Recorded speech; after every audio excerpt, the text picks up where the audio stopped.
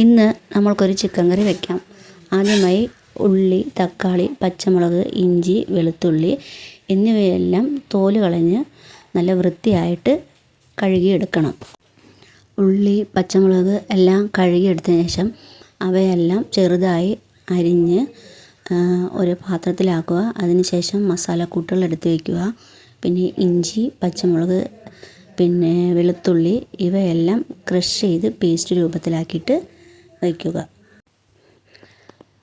നമ്മൾ വിറകടുപ്പിലാണ് ചിക്കൻ കറി വയ്ക്കുന്നത്. നല്ല ടേസ്റ്റാണ് വിറകടുപ്പിൽ വയ്ക്കുമ്പോൾ. അപ്പോൾ നമ്മൾ ആദ്യമായി ചട്ടി അടുപ്പത്ത് വയ്ക്കുക. കുറച്ച് വെളിച്ചെണ്ണ ഒഴിക്കുക.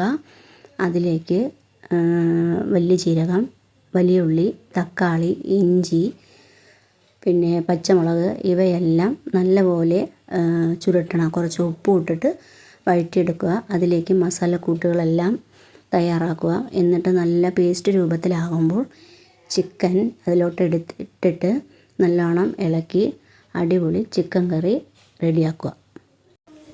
കണ്ടോ എൻ്റെ ചിക്കൻ കറി തിളച്ച് വരുന്നത്? അതിലോട്ട് കറിവേപ്പിലയും മല്ലിയിലയും ഇട്ട് കഴിഞ്ഞാൽ സൂപ്പർ ചിക്കൻ കറി റെഡിയായി. അപ്പോൾ ഓക്കെ, ബായ്.